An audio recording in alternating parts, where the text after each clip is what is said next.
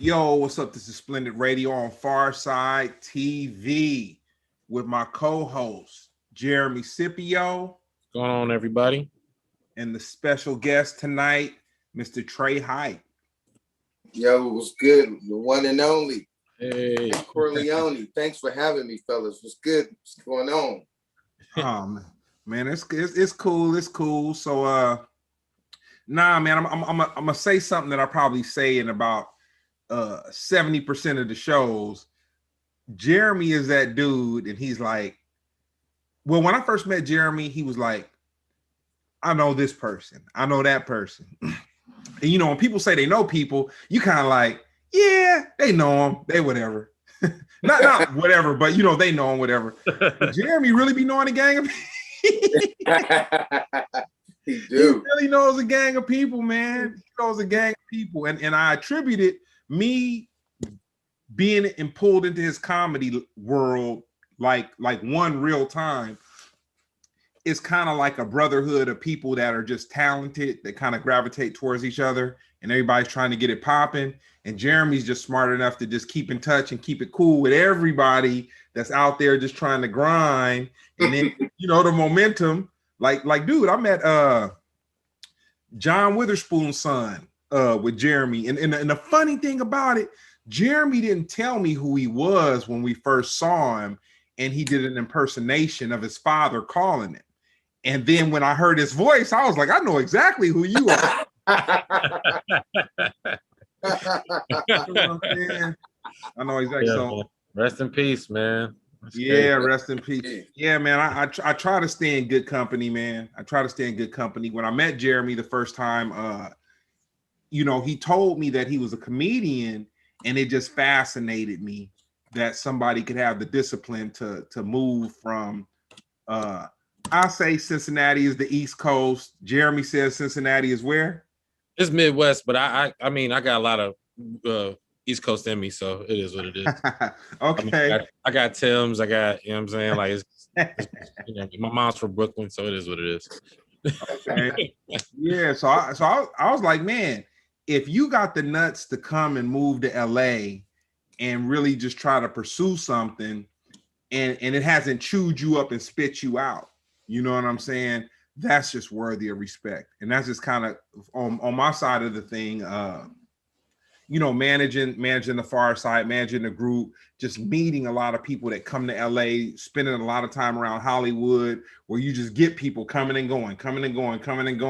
Everybody has a story. Everybody has a big dream. You know, I would say about 15% of people that come to LA that aren't from LA can swim. They find their way. You know, That's a decent number. Oh no, yeah. and there's a lot of them that's intense right now, like Franklin Boulevard underneath the freeway. Them the ones that can't make it. You know what I'm saying? When you see it, like if you go over there by Skid Row, them the ones you be like, yeah, they still got that same bag they pulling too damn near that they showed up with. You know what I'm saying? Dude, I'll tell you some inspirational stuff. I work with Sling Johnson too. So Trey the Truth was having I want to say he had a party at Diamond Supply. He had a birthday party. I want to say it was at Diamond Supply. But so after the party, we were just kind of out on Fairfax over by Canner's, and we were talking, chopping it up with a couple people or whatever. And I saw something really inspirational. I saw these little young dudes that you know, they looked kind of green, but they were trying to weave their way into the whole Hollywood thing and whatever. And we were talking, and I was like, well, man, what do you do? And one dude was like, man, I'm a writer. And then the other dude was like, oh, I'm a producer. And then they was just out there. And then I want to say Too Short might have came. Well, Too Short was there, but he came by, and like, it was dope to see some young cats that came to LA, and they weren't from LA. You know what I'm saying? They had just kind of both, I don't think they knew each other before they got to LA, but they both had clicked up and kind of got that, okay, I'm a writer. Okay, I'm a producer. Okay, we need to get together, and then we'll link and then get at people. And that's really what it's about, man. Because you gotta, it's not necessarily about being clicked up, but you gotta move with people that kind of have the same enthusiasm as you do. Absolutely. Same energy. Yeah. Yeah. So how did you get the name? The hustler. That's my dog. Jeremy's a hustler, man. I seen Jeremy plenty of times on stage. That's a funny guy. You know what I'm saying? Yeah, that's a talented guy, man. You go back, bro. How'd you get the name Tre Hype? That came about with like years ago. I want to say too many that I can remember. You know, like a homie basically, after I got off stage rocking a freestyle one time in like Davis, California, because I'm from up north. I'm from the Bay Area. Let's go. I can hear it all over you. You know what I'm saying? I'm from Richmond, California. You know what I'm saying? All my people, let's go. Bay Area, what's up? You know what I'm saying? Holler back at your boy. You know, so we way up there doing Sac, you know, living in Sac, you know, doing things up in Sac, and I hit a freestyle, and he's like, yo, the way you make the crowd react, the crowd just get hyped. He's like, I'm just gonna call you hype. The crowd just gets so crazy when you get out there. They just get so hyped every time you get on the mic. That's your name from now on. And booyah, it just transitioned, you know what I'm saying, into Tre Hype with, you know, like I got a crew of homies that we all run together, you know, with the Tre, you know, and so shout out to all my Tre, you know, what's up? So that's just how it came about, man. You know what I'm saying? I'm the hypest guy in the mic. Yeah. I got a Bay Area story. I gotta squeeze it in. One of my dopest moments as a fan on some shit. One of my dopest moments was I used to kick it with the Who Riders and Saphir when they came out here when they were signed to their little label situation. One of my dopest moments was I picked the Who Riders up from their hotel, and we went to this hotel called the Roosevelt, but we were parked in this parking lot across the way from it. And they was like, yo, you know, we need to go over here. And this was like 2003, 2002, 2003. There's like, yo, you know, we got to go to this parking lot to meet our homies. And the Loonies rolled up. And I was like, I'm chilling with Saphir. I'm chilling with Sonny, Mr. Chop. I'm chilling with Yuck Mouth. And I'm like, dang, this is some hip hop. I mean, and I'm from LA, so you know, but I got turned on to the Who Riders with Shot Calling Big Ballin', and then the Loonies, of course, 5 on it or whatever. But anyway, I had to sneak my little Bay Area, so I'm gonna just ask questions and I'm gonna pull it back. Man. Let's go. R.I.P. my cousin Gino Blackmail. He produced a lot of that stuff back in the day with CNH and the Loonies, and you know what I'm saying. My cousin Gino Blackmail, R.I.P. died just at the end of last year. You know what I'm saying. But he held down a whole lot of Bay Area. You know, Scary X. If you're a real Bay Area cat, you know Scary X. You know, these is like legends, you know what I'm saying, back in the Bay Area, you know what I'm saying. And my boy's got a song, I think, coming out with Yuck in a little while. My boy Low and T Reezy out of like Reno, you know what I'm saying. So the Bay Area, we out here, man. Don't, you know what I'm saying? We always out here. We always. You know, we always out here. Don't matter. You know what I'm saying? And I hollered at one of my homeboys, man. I'm gonna try to pull Yuck off into the little situation. You know what I'm saying? I'm working on a little something, man. I'm working on a little something to pull him off into the situation. But nah, man, I'm a fan. You know what I'm saying? I'm a fan. That's what's up. Bay Area, we out here. At what age did you realize you could rap? Woo, what age did I realize I could rap? That's a hell of a good question, because at this point in time, I'm like, man, I want to say probably around like 9 or 10 years old, probably. I realized I could, you know, pretty much put words together. And then by the time, you know, maybe I say like 10, 11. And then for sure, by the time I was 12, 13, I was like writing raps and making attempts to freestyle off the head and, you know, do stuff. And, you know, I remember one time when I was a youngster, man, you know what I'm saying? I forgot all about this, boy. That's crazy. One time I'm in the back seat. Go ahead. one time I'm in the back seat and my pops, is driving. My mom's in the front seat. My brothers is all in the back with me, and the music is on, and I'm in my zone. I'm freestyling, and not knowing that I'm actually kind of rapping out loud, and I'm kind of mumbling though, and I'm in my zone, and my pops just like turn and yell like, "Hey boy, stop all that damn mumbling back there! What the hell are you doing?" It just snapped me out of it. I was in such my zone of freestyling. I went, "Oh man, like, I didn't know I was, rapping that loud." But then, yeah, I was a youngster doing that. But Do you remember anything? Like your first rap, around your first ones, like. Ooh, I don't remember my first raps, but I do remember my first rap name, which is gonna be so horrible to say. I bet it's not. I bet it's not worse than something we've heard, man. Oh my gosh, man! I bet a house and bet a car note that we've heard worse. Like, y'all niggas getting me right now because I ain't thought of some of this shit in a minute. But man, my original rap name was MC Death Trap. Oh, that's good. It's been way worse, man. It's been way worse. That trap hitting though. What? Yeah, it's been way worse, my man. I'm sorry you didn't win the award, man. I know you able to reminisce on it a little bit, but you have not won the award for the worst rap name.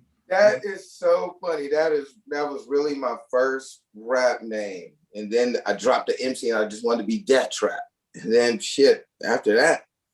I don't know what happened. That became the hype. You know what I'm saying? Out of nowhere. We got a question from the comments. Bob, the Blobfish asks, is rap a natural ability for you, or is it something that you practice and just figured out over time? I would definitely say it's a natural ability. I didn't really I don't want to say I didn't put a lot of work into it, but it just came natural. Once I heard the first real rap songs, like The Message and saying like Fat Boys rapping and just Cool Mo D, and I heard it like it hit something that the only thing close to that was when I fell in love with basketball and played basketball super tough, but rapping has always been something that just came natural, just like walking. As soon as there's a beat on, I'm damn near automatically rapping in my head, just music going in my head all the damn time, to keep it real. Either I'm, talented or crazy. Real quick, Jeremy. We might need to write a book, man. We've gotten a lot of good answers when it comes to this hip hop and when people first started and they first experiences and whatnot. So tell me this, Trey, when you were in junior high school, who was the hardest rapper out at the time, or the group? Oh, for me, it was Tribe. I was a big Tribe Called crazy, dude. I was a big Tribe Called Quest fan. You from the Bay, man. You from the Bay. You from the E40 Richie Rich. I'm from the Bay. And my homeboys would be like, "Oh, we playing this." And I'll be like, "Man, hold on, check this out. Like, have you heard X Clan? Have you heard this?" Yes. And they're like, "Man, what are you talking about?" You know what I'm saying? Like, and I did play the West Coast shit, but I just I was more drawn to the lyrical of the East Coast. But the beats on the West Coast was always harder. They hit the trunk harder, But I used to tell my boys would be like, East Coast beats hit too. They just got a bass line to hit. It's not on the kick. You throw on some, like, you can name 5 Wu-Tang joints right now that bang. You know what I'm saying? They rattle your trunk. So Triumph is a trunk rattler. I got a quick one for you, man. So in the Bay, you guys utilize a lot of funk. Like a lot of, or I won't say you guys, because I'm really not that familiar with your music, but like when you got the E40s, when you got the Too Shorts, when you got all these cats, they really, really utilize a lot of the funk. You know what I'm saying? Like, you said you're feeling Tribe, and like that was your vibe, and you could kind of get that. You wasn't really tripping off of the Bay Area funk like that. I mean, or was it this? you like Tribe style or did you like their music? But you from the Bay, man, the Bay, like, you know, y'all like the Mecca of funk. Yeah, but still the Bay had casual hieroglyphics. Yeah. You know, the Bay still had, you know, my man, Dale, you know what I'm saying? Like, you wouldn't even think Dale was from the Bay or Dale rocked with, you know, with, wouldn't even know. Everybody you name hieroglyphics, you know. So like the Bay Area was versatile, you know. The Bay Area is a melting pot. When you go to the Bay Area, the blacks mess with the Filipinos, and you know, saying the Asians mess with, you know, like everybody vibe in the Bay Area. So, you know, we were still on that shit. Of course, I knew Bring the Yellow Tape by E40, and you know, I knew In the Trunk by Too Short. I had all them same tapes, you know what I'm saying? You know, them tapes you had to hide because your mama didn't want you to be playing all of them, you know what I'm saying? You couldn't play Freaky Tales out loud, you know what I'm saying? But you could get away with playing Eric B. and Rakim and stuff. I ain't no joke. That was stuff that was, you know, out or whatever. But yeah, I still was, you know, rocking with the Bay, no doubt. You know what I'm saying? I still was, you know, still on the show, you know, then performed, you know, on the same bill with show, you know. Knew Mac Dre when he's alive, R.I.P. Mac Dre, like, you know, you know, the whole nine. But you gonna get, you know, you know, that's what make the Bay Area what the Bay Area is. That everybody got their own cool vibe, and we all, you know, we all still get money together and get high together. That's what we do. Hey, I'm gonna tell you this, man. Pharcyde gave me one of my favorite groups. I gotta say that. One of my favorite groups. Man, gotta say. They gave me my second experience to the Bay. My first time, my father had a convention and we came out and I stayed in Frisco on the wharf. And I just remember eating fried red snapper and sourdough bread and just being like, man, they got the sourdough bread up in the Bay, man. Yeah, that's like, where the sourdough bread is at. Yeah, it's the water. It's something with the air and the water and the salt or some shit or whatever. For real, to keep it real, that's what make it where they make the sourdough bread so good up there. And then my second experience with the Bay was coming up with the Pharcyde, and then going to Berkeley. And I want to say I went into a record store. It might have been Rasputin. It might have been Rasputin, but it was in Berkeley. And I'm gonna tell you what tripped me out. And people, like, unless you've been there, you won't even get it. Berkeley is a melting pot of Black revolutionary, hippies, gangsters, yeah. But all mixed up though, and it really ain't no color line like that. You know what I'm saying? Yeah, you got skaters, you got the college kids, like. But you'd have it all in, like, kind of all in one though. You'd have the hippies kicking it with the gangsters, hipping it, you know, with the. Yeah. That was amazing to me, man. I was like, when I left Berkeley, what I felt like, man, I see how somebody could go away from home and come to college up here and just really have that, how people say they have that that moment in time where they're just like, man, there's more to it. You know what I'm saying? I felt like, man, Berkeley blew my mind. The Bay Area is the Bay Area is a melting pot. You know what I'm saying? All throughout history, the Bay Area has been a part, you know, from Oakland and San Francisco, you know, through the 70s and the 60s, and you know, like the Bay Area, very rich in culture. Yeah, man, we here. You know what I'm saying? Black Panther. You know what I'm saying? It sure was. Hey, he went to go take. He went to go take over the entire Wakanda in the honor of Oakland. In Berkeley, left me in Oakland by myself. In Berkeley, you fool around and have a straight gangbanger vegan around this mug. You know what I'm saying? like for real. You know what I'm saying? So hey, you had that same shit in LA too. You had that same shit in LA. Yeah, we probably got do. to bang on you with a Starbucks cup. You're like, nigga, what? Hold on, latte. Berkeley, that's the first place I headline. Who was like the What? popular? Berkeley was the first place you headlined? Yep. That's what's up, man. That's what's up. Yeah. Hell yeah. Yeah. Now I've been to plenty of comedy shows in Berkeley too. You know what I'm saying? Bay Area, we got culture, just like I said. So tell me this real quick, Jeremy. So when you got your show in Berkeley and you headline, what was the process of you getting to that point? As far as like how it got hooked up or how it, I gotta ask.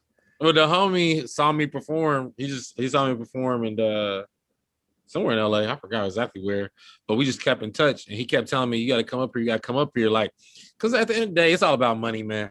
If somebody can make easy money off of you, they like, look, bruh, come up here, do your time. I'm going to give you this paper and you're going to go home happy. You know what I'm saying? Arithmetic, not algebra. Yeah. He made it so simple. I was like complaining about stuff. I don't know, because I'm all happy. I'm like I was trying to get people to come in off the street. He was like, no, we sold out, bro. Don't. We invited non-paid people to the show. No. So, yeah, man. Now that's the homie. Like, I'm gonna have him on eventually too. But yeah.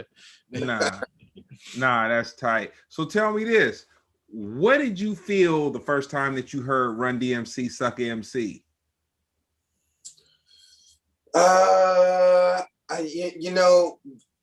Didn't hit you the same. I felt like this was hip hop, but you know what?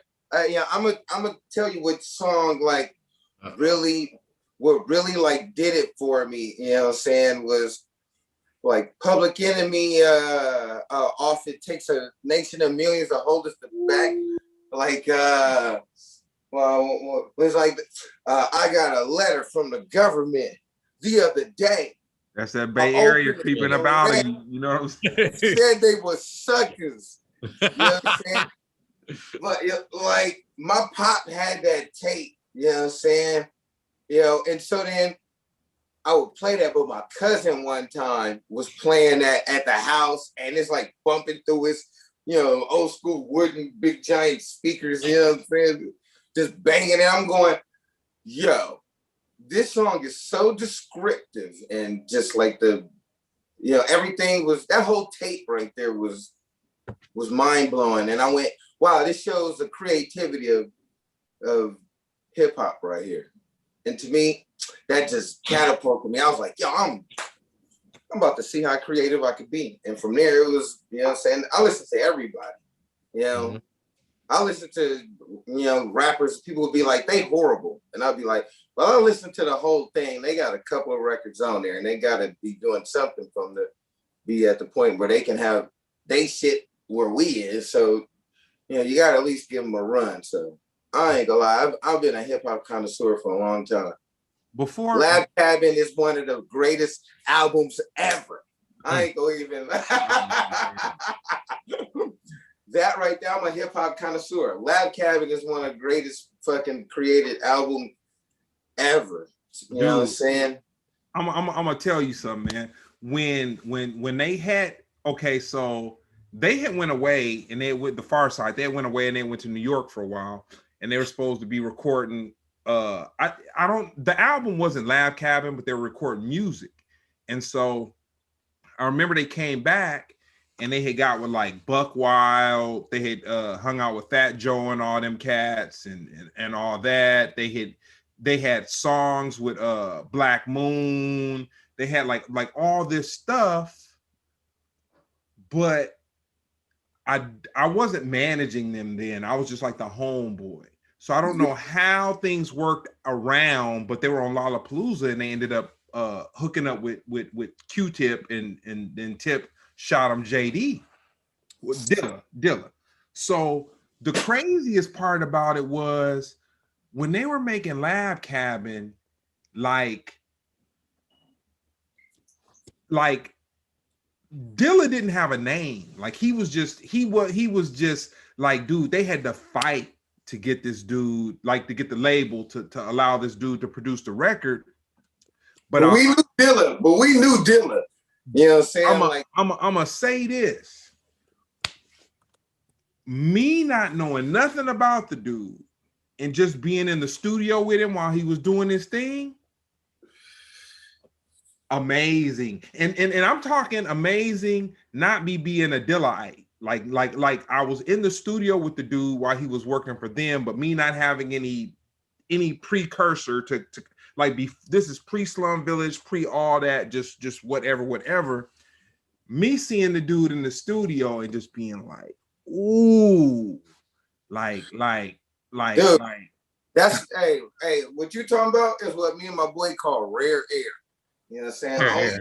Rare air. You know what I'm saying? When you're around certain people, and only certain people can breathe, and be around people that breathe rare air. Hey. Not everybody get to be around a Dilla or, you know what I'm saying, a Pharcyde, or, you know what I'm saying, a Scipio. You know what I'm saying? Dude, the first night. That's that rare air. You know what I'm saying? You talking about rare air right now, Pippin. You talking about rare air. You talking about being in the stew with Dilla, with Jay Dilla. That's rare motherfucking air, dog. You know what I'm saying? That's jumping with Jordan. Dude, Jeremy called me, and it was on like some out of the blue stuff. And it was kind of the night that I met. It was the night that I met John Witherspoon Jr. And I came out to meet Jeremy, and we had went, and we came up, and he was kind of like, with Jay Dilla. He's like, order some food or whatever. So I'd ordered some food. We was killing some wings. And so I hadn't been in a comedy environment for like a very long time. Like I had seen one comic prior to that, maybe about like 2 years prior, 3 years prior, whatever.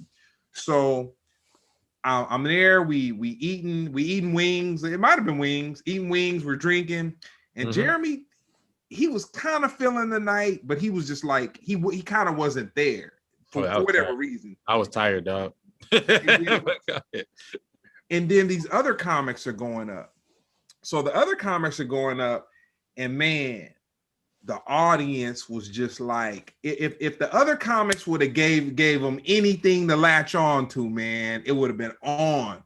But the other comics wasn't pulling it. And I was just kind of like, dang, I'm sitting there and I'm watching these guys, and I'm like, these dudes is doing everything to try to get the laugh, and it's just not really coming off. So I'd never seen Jeremy do comedy. My clicking with Jeremy was just strictly on his energy. Me just like, I don't know I didn't know anything, but I knew he had something, but I didn't know, what it was or whatever. So he got up there, killed it.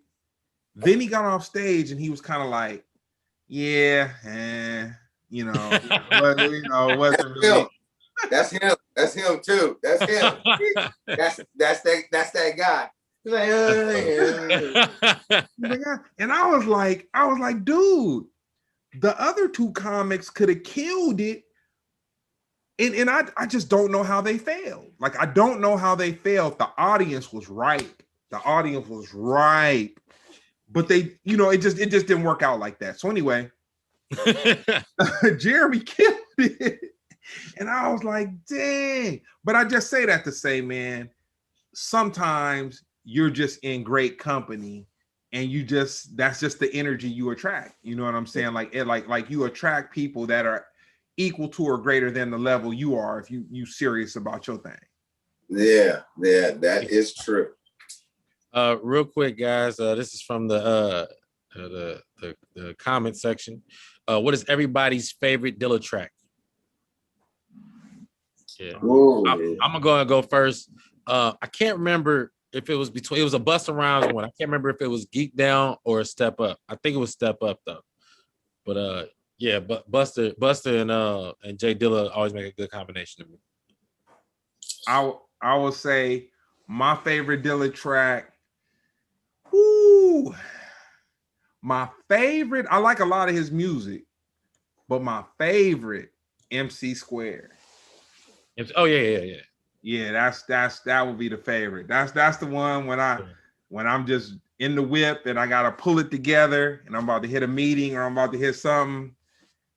That beat, I need that beat to just repercolate my whole situation. Yeah, it's him and Common. Yeah. That's a man. Yeah, that's Shining album. That's one of like, I'm not gonna lie. I joined when it was too late. He was already gone, but I bumped The Shining and Donuts religiously.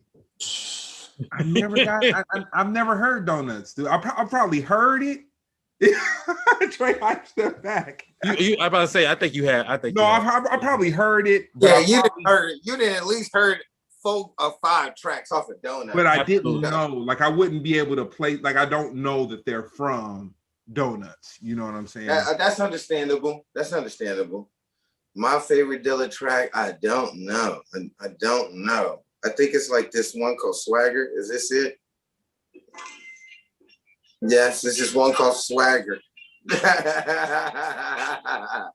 sounds like the JD Dilla instrumentals, you know what I'm saying? On this, you know what? Who else is on it? Yeah, you know what I'm saying? It's like a whole instrumental album. Oh yeah, that's Donuts. Yeah, you know what I'm saying? No, this one's not Donuts though. This one's got Are You Listening on there, and I played that shit the fuck out. I'm not gonna lie, like that. What I'm talking about, that CD, I freestyled over that for like a whole spring, summer, winter, fall. You know what I'm saying? In the whip, you know.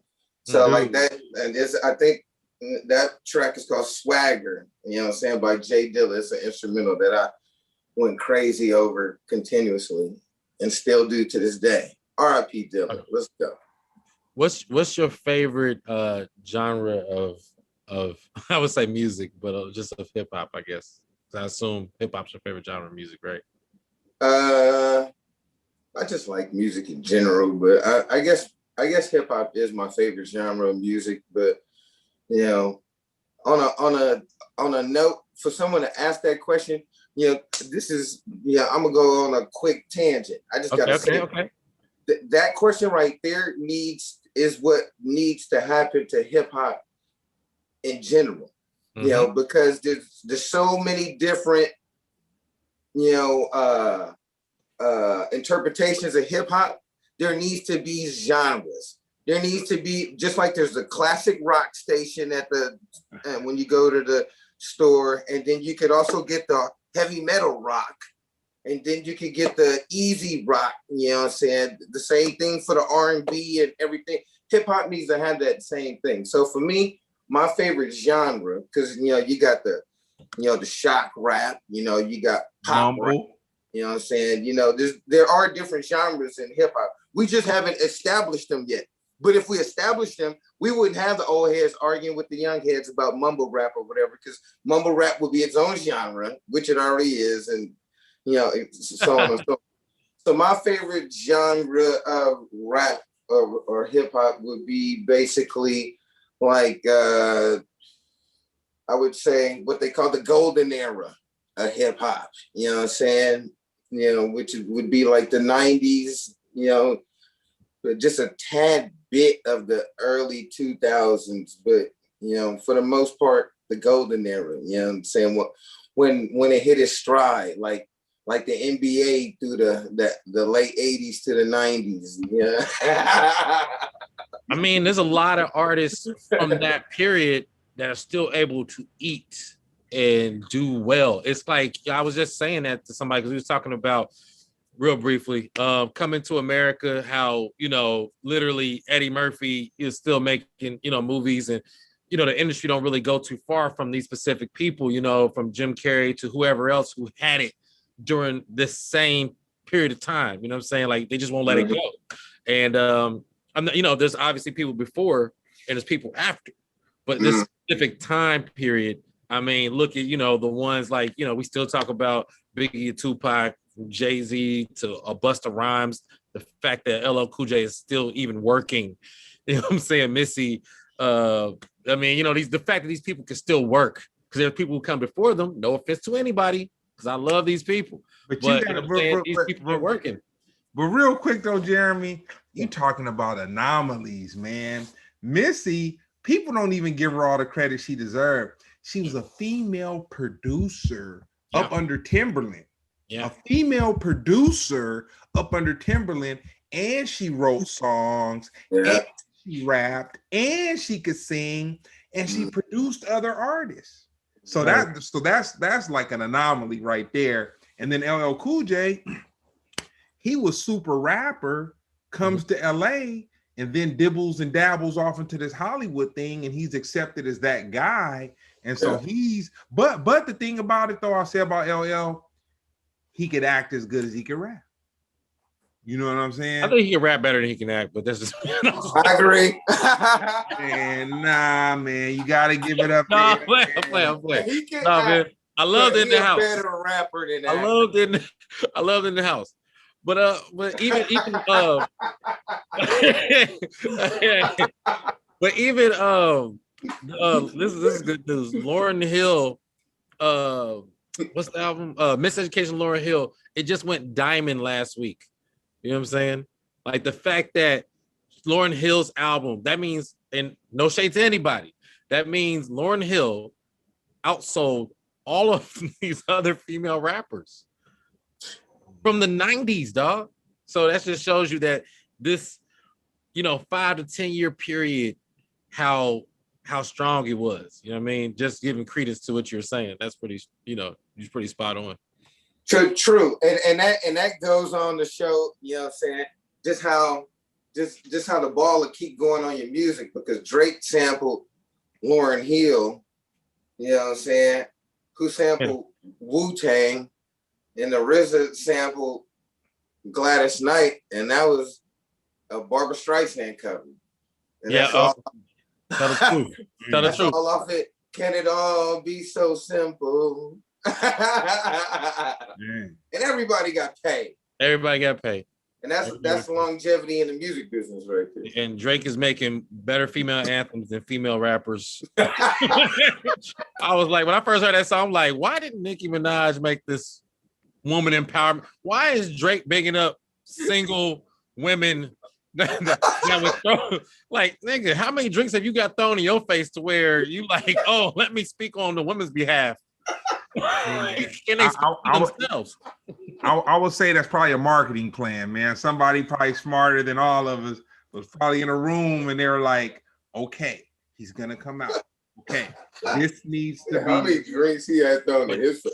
Right, but it's just like, yo, like, look, what are the females rappers making? WAP. that's their anthem.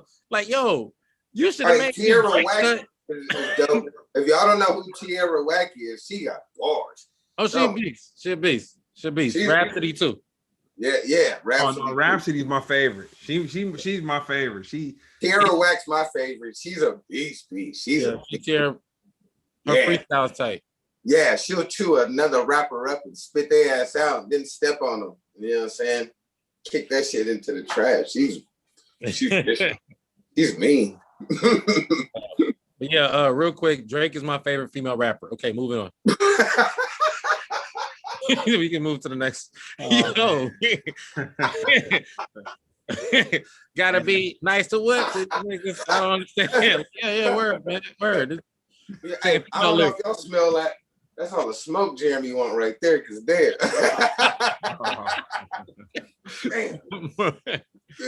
So tell me this, Tre Hype. When you were in high school, were there any athletes, artists, or actors that you went to school with? Oh yeah, let me see. So a lot of people, you know what I'm saying, might know Circus King, who was like a baller back in the day. And then I actually went to school with Locksmith. Y'all know Locksmith? No. If y'all ever heard of that rapper, if you ain't never heard of Locksmith, I gotta give it to him. That brother got bars on bars. He ain't been on Sway in the morning a few times. And if I'm opening the door to y'all to Locksmith right now, then hey. Yeah, you are. Not a lot of people put me on like all the way, bro. I haven't heard of him. Let's tell you. Locksmith guy. Of course. He can rap his ass off for sure. That's a rapper I give my hats off to. Yeah, but we went to high school together. And let's see, is that it? I think that's about it. You know, but I played against Jason Kidd in high school, and I played against Iverson before in college. You know, I used to be a baller, but I'm still a baller. You know what I'm saying? Just in a different way now. I'm the most famous nigga that them niggas went to high school with. Fuck out of here. Hey, claim it. Let's go. That's what I'm talking about. Yeah. So do me this favor. Can you describe your style in 4 words? Oh man, describe my style in 4 words. Yeah, I can. It's some dope West Coast hip hop freestyle shit. Oh, there's too many words. But No. No, that works. It works. That works. They conjoin. Each word was conjoined though. some West Coast hip hop freestyle shit. Hip hop, freestyle, West Coast. You good. Yeah. Yeah. Honestly, I stole that. That's a patient diversity question. Like, could you describe your style in 4 words, please? It's like, oh man, okay. All right.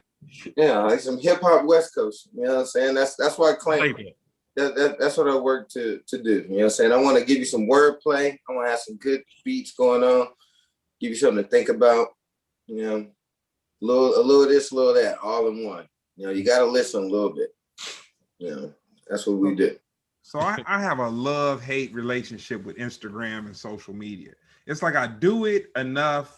I mean, I do it just like kind of cool enough to, you know, for the show or just whatever. Not really like a whole bunch of heart into it. But you know, because it's kind of like you have to really have your mind about you when you're messing with social media, because it's just so many distractions and so much stuff that'll take you to the left, to the right, just whatever. How important fighting this bitch is naked and shit. You're like, what the hell? I don't know what to keep going. Yeah, all in full, you know, movements. You'll see some ass, some fights, and a cute kid and a birthday cake. You're like, well, my emotions just went through a roller coaster like in 5 posts. one of these dudes one of these dudes that I knew for a while, we were talking about Instagram, and he saw like dogs and food on mine.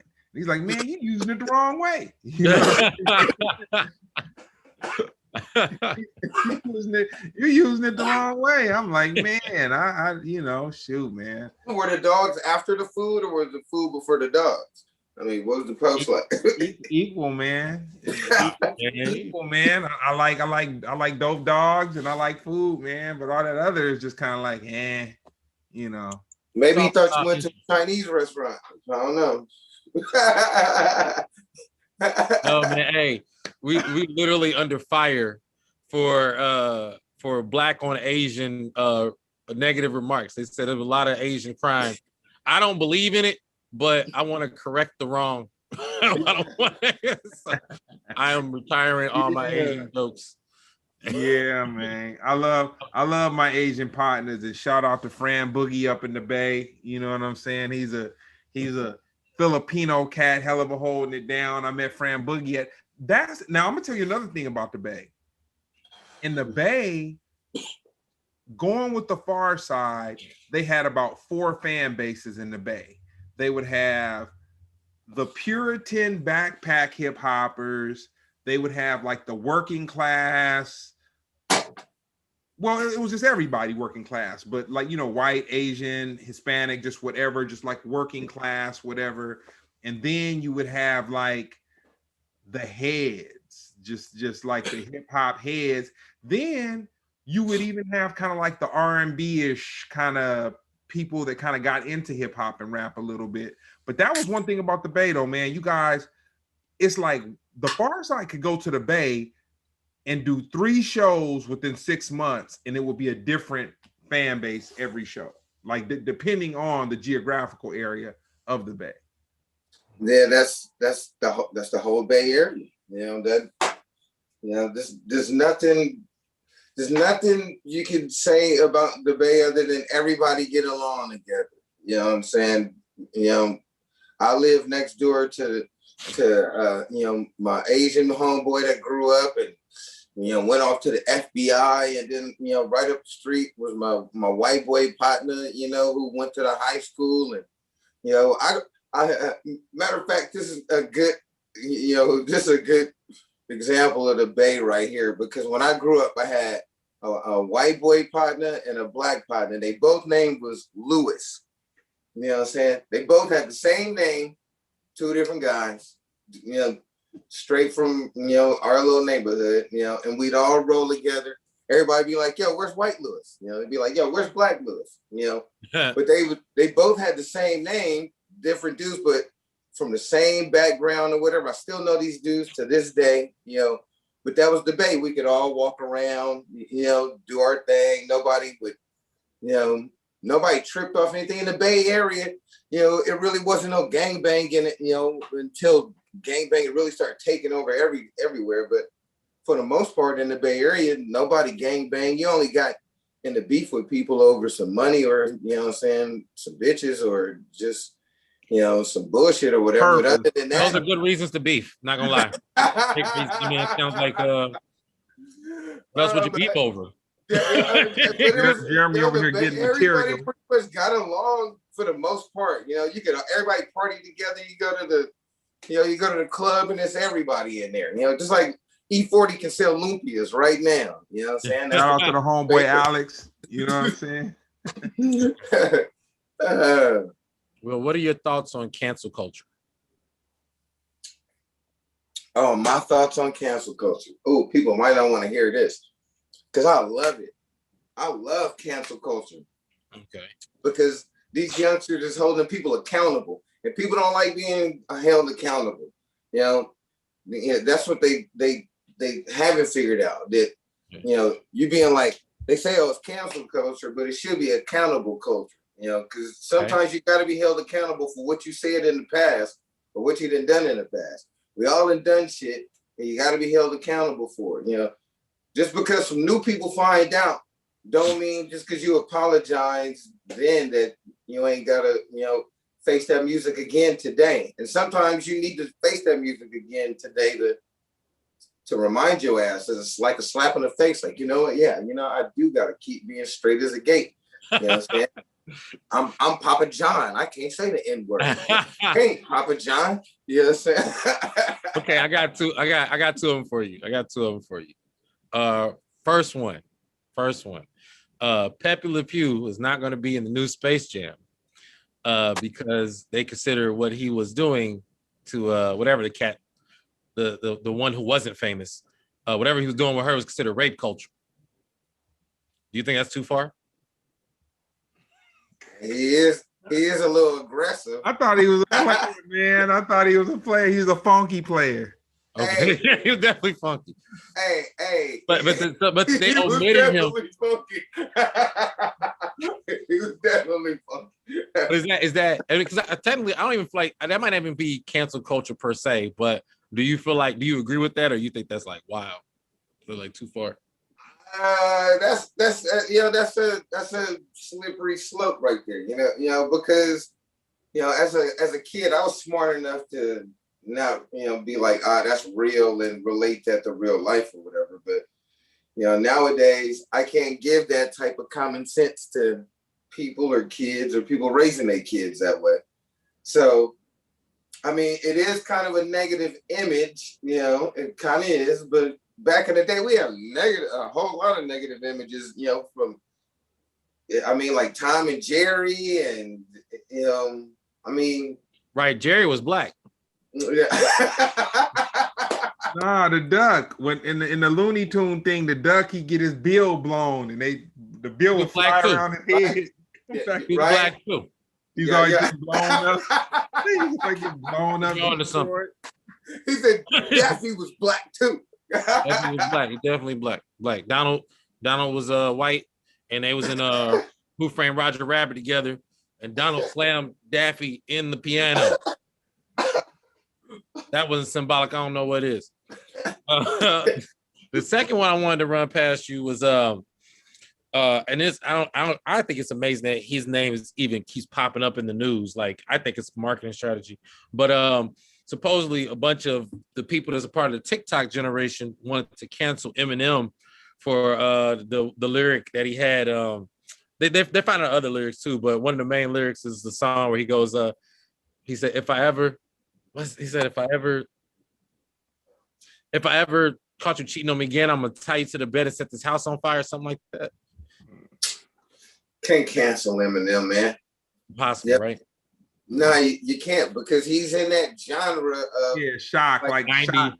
shock, you know. Yeah, that's see, exactly. That's why there needs to be genres. Because if that's the case, you go back and you be like, oh, listen to all the death metal rap where they talking about killing people or whatever. You can't do that. That's you can't cancel Eminem. Hell no, can't get Eminem. Get out of here trying to cancel Eminem. You can't cancel Eminem. He already got a rap about everybody that wants to try to cancel him. Don't even try it. But you know what though? I'll say this about Eminem. He's like, so this is my theory. He gave birth to the 6ix9ine and all that, because he was like the OG troll. You know what I'm saying? Like he came and he wasn't scared to stir nobody up. You know what I'm saying? And not to get all into the 6ix9ine. I mean, 6ix9ine, of course, he took it to a whole nother level or whatever. But Eminem, gave guys like that the bravado to feel, to want to get people's goat. You know what I'm saying? Because Eminem was definitely getting everybody's goat. And it would amaze me. But I look at it like, okay, here it is. Eminem's just a rapper, but he really got like Mariah Carey going back and forth with him. You know what I'm saying? Like, you might be right. He might be the OG troll. You might be right. He might be the OG. Yeah, I mean, his whole career was based upon that. And the thing is, he's the highest selling rapper of all time. So, I want to say this though. But hey, before you say anything else, he's the highest selling rapper of all time. You said, right? Mm-hmm.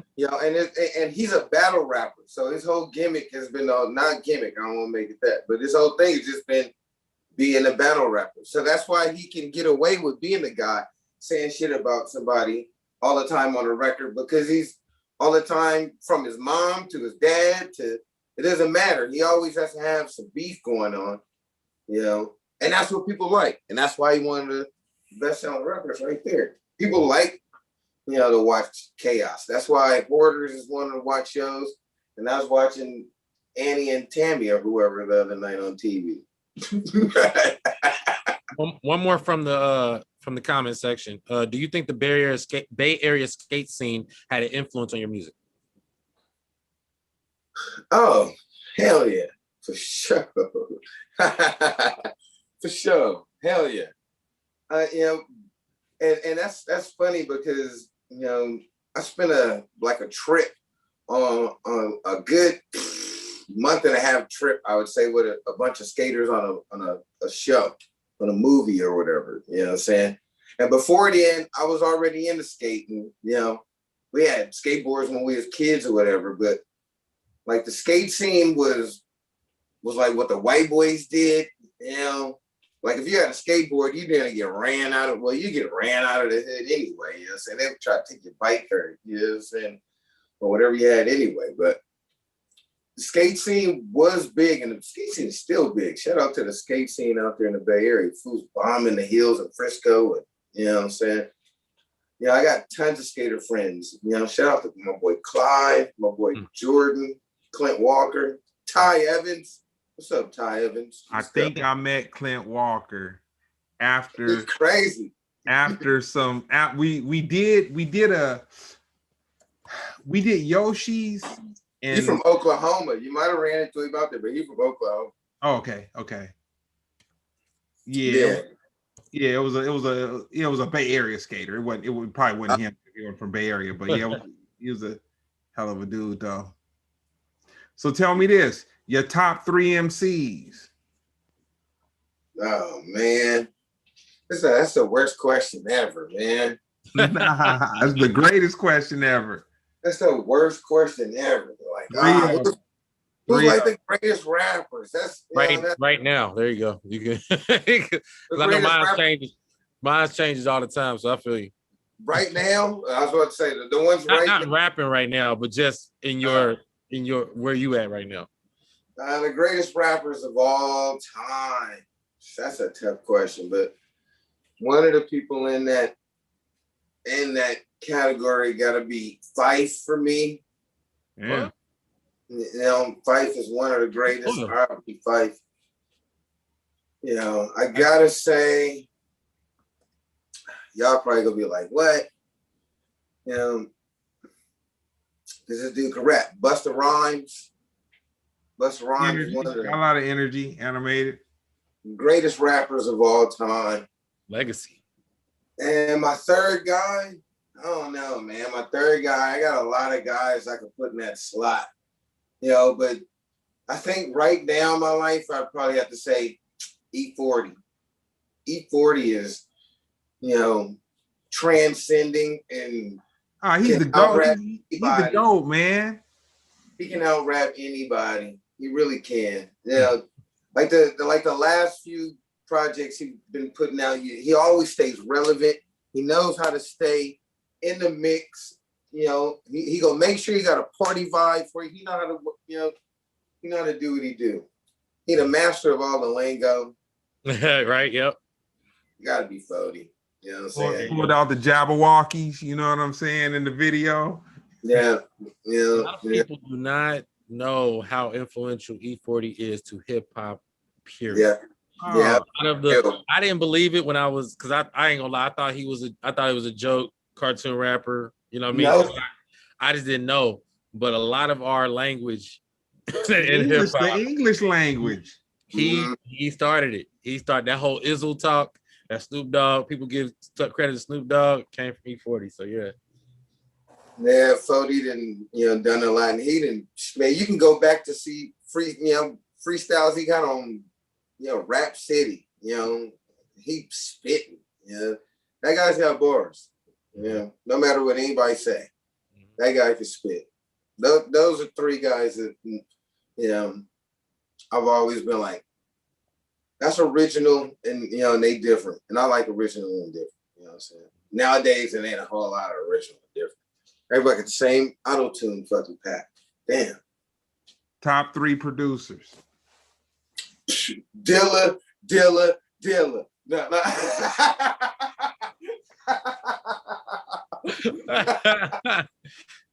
Yo, hey, give him his flowers, bro. That's respect.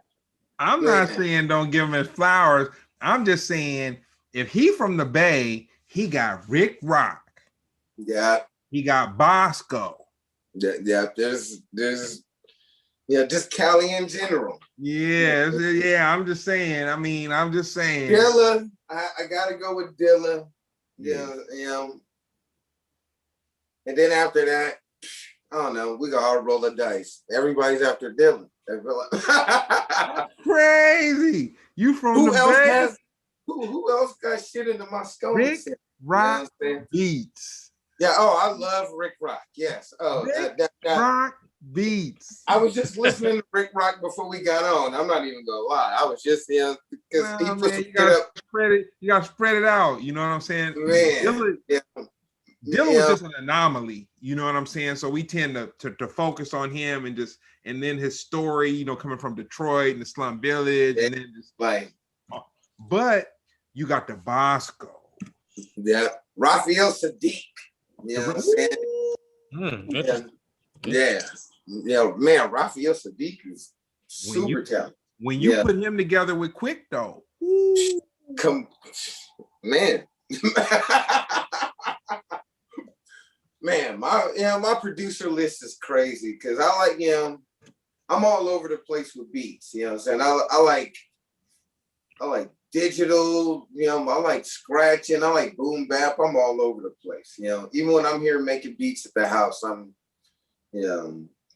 all over the place. I like a little bit of everything at some point in time. But man, I'm a beat guy, so it's easier to say rappers than producers, to keep it real.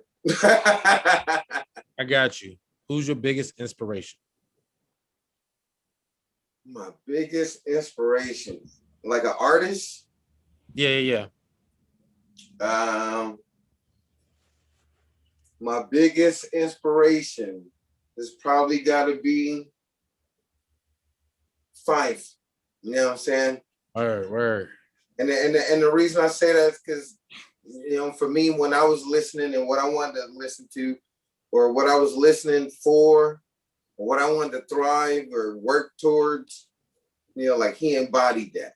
You know, he could give you, you know, a radio cut, he can give you the hip hop cut, he can give you this. He was smart, he was, and you know, like all over the place. You know, he could give you something. He just wasn't pigeonholed in one, you know, in one like area. You know, even though somebody be like, "Oh, that's backpack rap," but you know what? That wasn't just backpack rap, because you know you could throw that on right now and people will react to, you know, to what that I did. used to be kind of ashamed of that term too, but dog, I miss that. Like that's gone now. You know what I'm saying? Backpack rap. It's been integrated into mainstream hip hop to where it's like if somebody drops something like a J. Cole, it's like, oh, it doesn't exist anymore. It's popular music. But at that time, when it's backpack rap, niggas be like, what you listening to?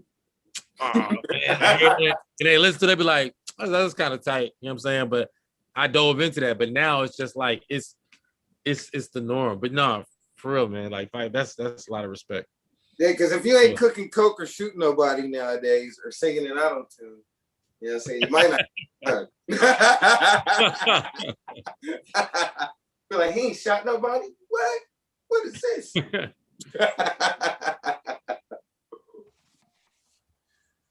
So, what would be a dream collaboration? Ooh, a dream collab. A dream collab would be a Timberland beat. Okay. That would be a dream collab. Not even another rapper. Like ooh, a Timberland beat right there. You know, to get this thing, like to get around that rare air and get some inspiration, you know, and see what's going on right there. That would be the dream collab. Like boom. Like, all right, let's get in here and let's vibe. You know, say what you got. You know what I'm saying? Hum on that shit like you did Justin Timberlake. You know, like, I don't know. What you got tonight, Tim? Yeah. That's crazy, but that's dope though. It's like, you know what? If you got Virginia roots, don't forget. But still, if we wouldn't have been talking, the three of us just talking right now and chopping it up, and somebody would have said, okay, what do you think he's gonna say when it comes to these questions? Oh man, it's crazy, man. It's crazy. But it's dope because, man, Fife is dope or was dope. You know what I'm saying? And for you to gravitate, like, you know what I'm saying? For you to gravitate to that and be like, okay. And you know, I'm sitting here kind of amazed because I'm like, okay, he spent time in the Bay, and it's kind of like you got the love and you got the respect for the Bay rappers, but they're just because you're kind of from the Bay and you were in the Bay and they're in the Bay, that didn't make them God. You know what I'm saying? It's like, okay, they were just dope MCs amongst a continent of dope MCs. Yeah, well, for me, it's always been, you know, because when I was growing up, Pops played, you know, records from all type, you know, like, you know, he'd play some Jimmy, and Pops would play some Isleys, and then some Chicago, and, you know, this Doobie Brothers, you know, so. Okay. You know, so like, you know, he'd be like, oh, this is Tower of Power, this is Earth, Wind, and Fire. Yeah, you know, I remember, you know, the first real argument over music with my pops when I'm grooving to like Cool Mo D, and he like, that ain't nothing but James Brown. I'm like, that ain't no James Brown, it's Cool Mo D. And he put the record on, and there it is, right there's the sample, right there, and I'm like, oh, that's James Brown. Okay, all right. Well, from now on, I think I'm gonna listen to what you have to say.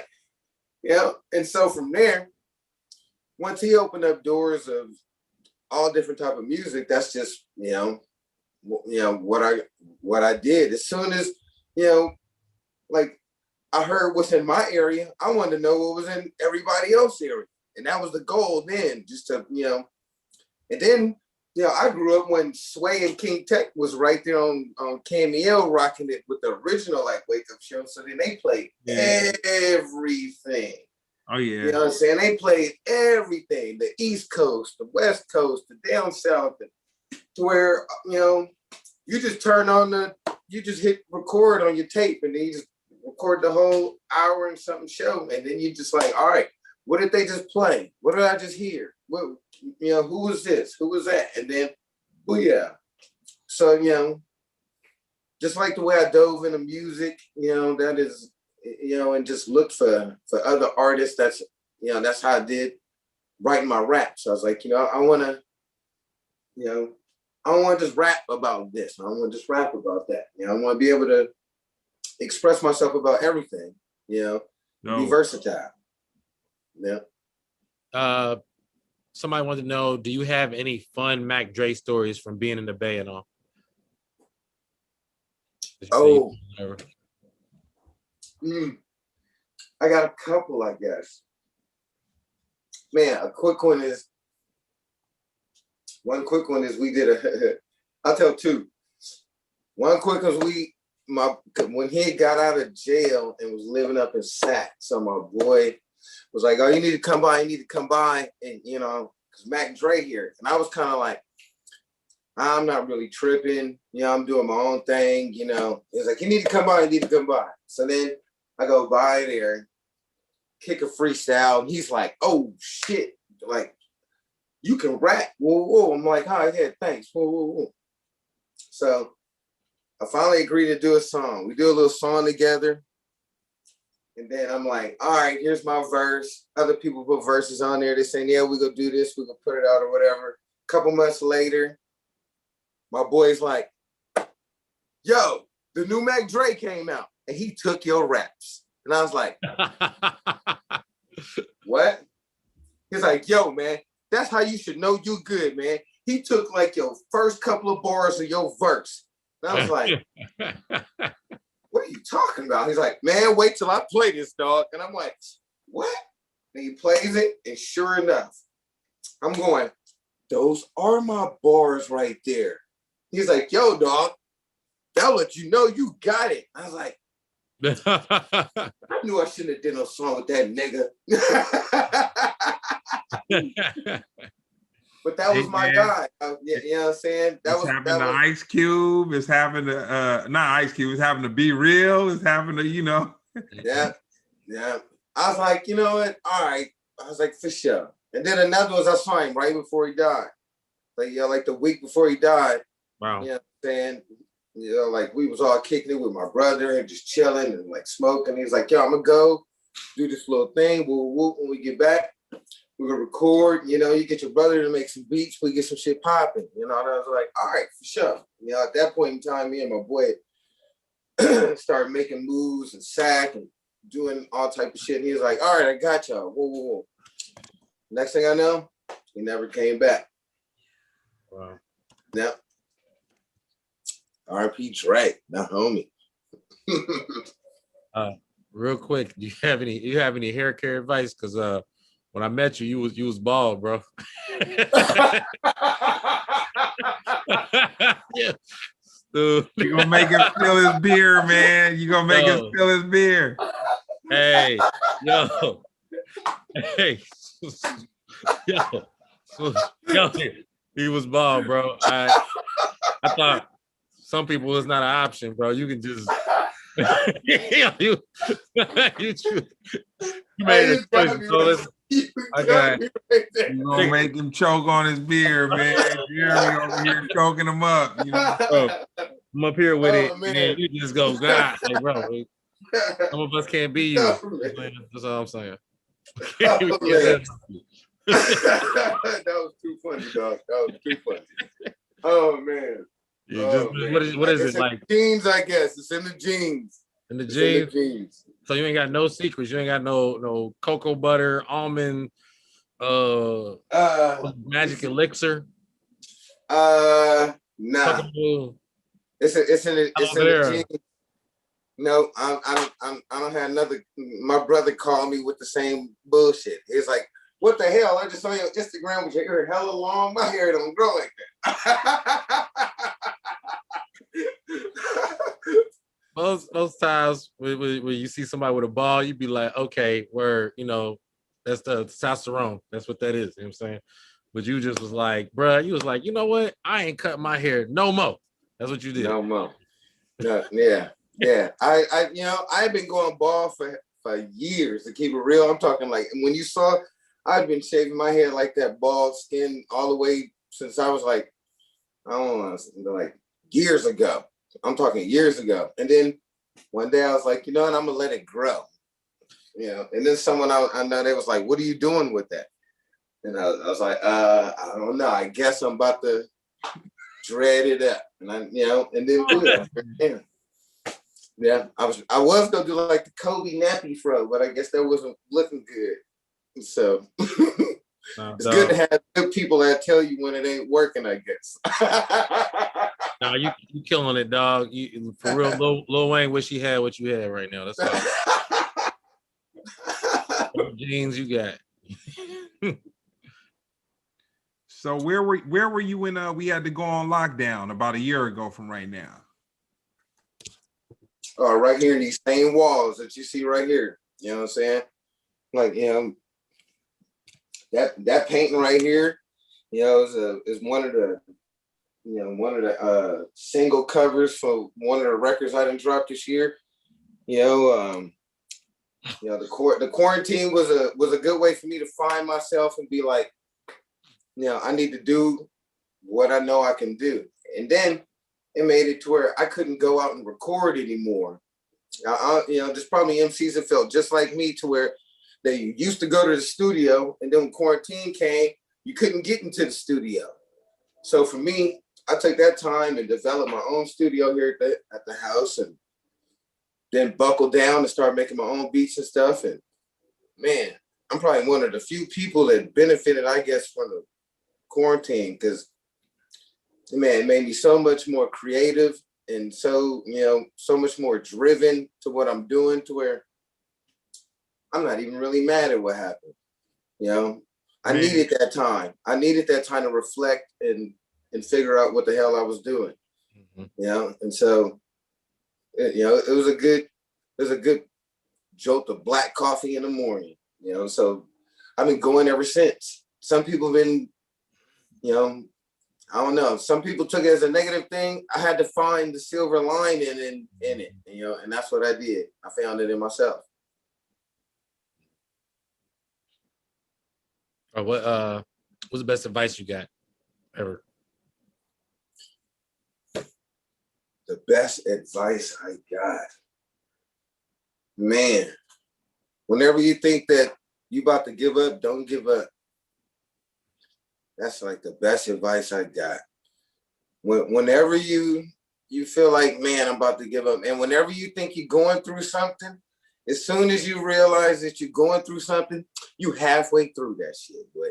You know what I'm saying? Because that shit been working up to the point to where when you realize you're going through it, there's been all these steps to get to that. Mm-hmm. So then when you be like, oh my gosh, I ain't going through it, just remember, you halfway through it then. You just got to get through the rest of it now. You just got to get through the rest that you didn't realize that you're going through some shit. There's a build up to that.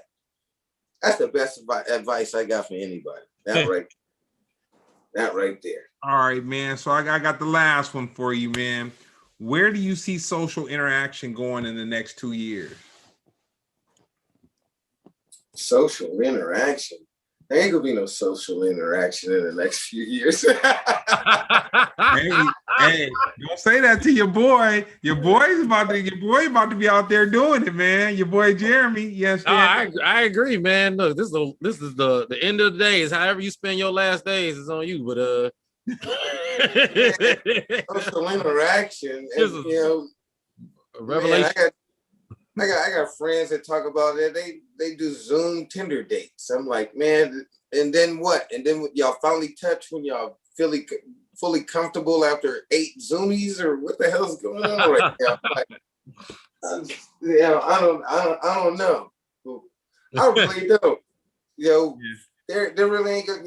They trying to cut all your coins and your dollar money. You know what I'm saying? So they don't want no interaction.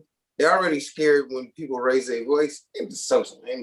All these people are scared. Ain't no social interaction. Last year was the last of it, boy. You know what I'm saying? Next time you go to a concert, you go pay for your box. Yeah. You better not move out of your 6 feet box. You better get as many chicks in there as you can.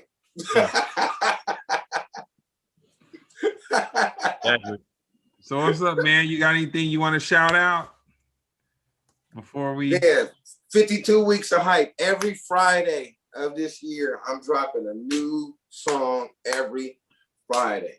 It don't matter, except there might be a Saturday because I got a song called Saturday. So I think it make more sense to drop that on Saturday. So it'll probably be a Saturday. But for the most part, 52 weeks of hype. I'm on Instagram, Tre Hype, TreHype, 2 words, 1 guy. That's me. Get it there. I'm on Facebook, unfortunately. I gotta be on there too. Wendy and my boy Reezy said I gotta be on there. Reezy's my little manager, you know what I'm saying, that he don't know. You know what I'm saying? And then let me see what else. I want to shout out what else I got? That's all I got, man. I guess, you know what I'm saying? I'm on Spotify, I'm on iTunes, I'm on Amazon Music or Apple Music or all of that. You know what I'm saying? We everywhere dropping music.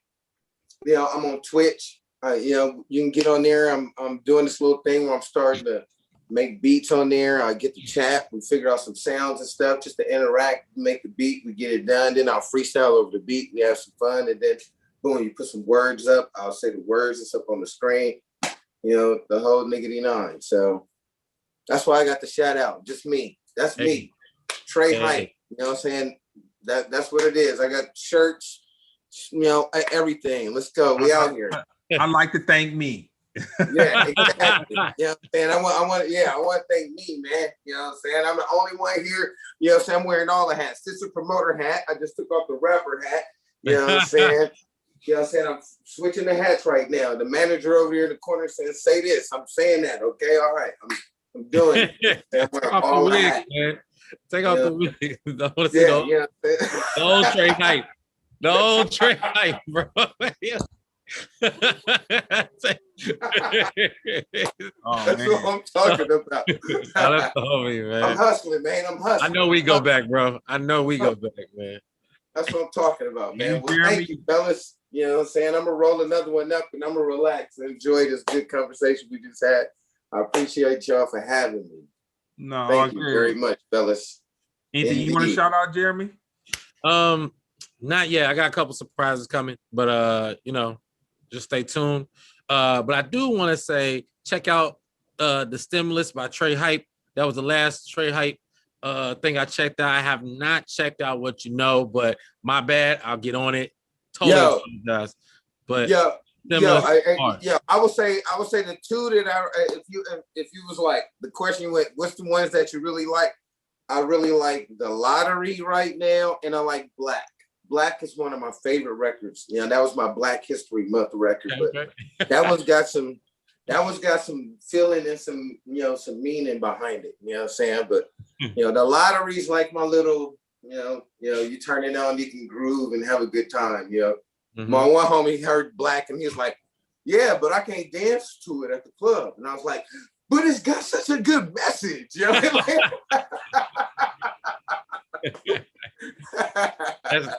That's the common gripe of the smart artist. For sure. You got everything. We well rounded. So thank you, sir. I try to be. Thank you, sir. Yes. Well, I appreciate you, Tre Hype, for giving us this time. You know what I'm saying? I'm gonna shout out Fresh and Meaty Burgers off of Florence in Los Angeles. They also have a location over there in Carson, one in Studio City, and I believe they have one in the Midwest. My mind want to say Cleveland, but I'm not. No, I think it is Cleveland. I think it is Cleveland. And then we're gonna shout out California Cannabis, which has 3 great locations throughout the city of Los Angeles. You can go to the Soto location, 1601 South Soto downtown. They have a Crenshaw location between Manchester and Florence, and then they have the Melrose location that's off of Manhattan. So with that being said, I want to thank y'all for tuning in to Splendid Radio.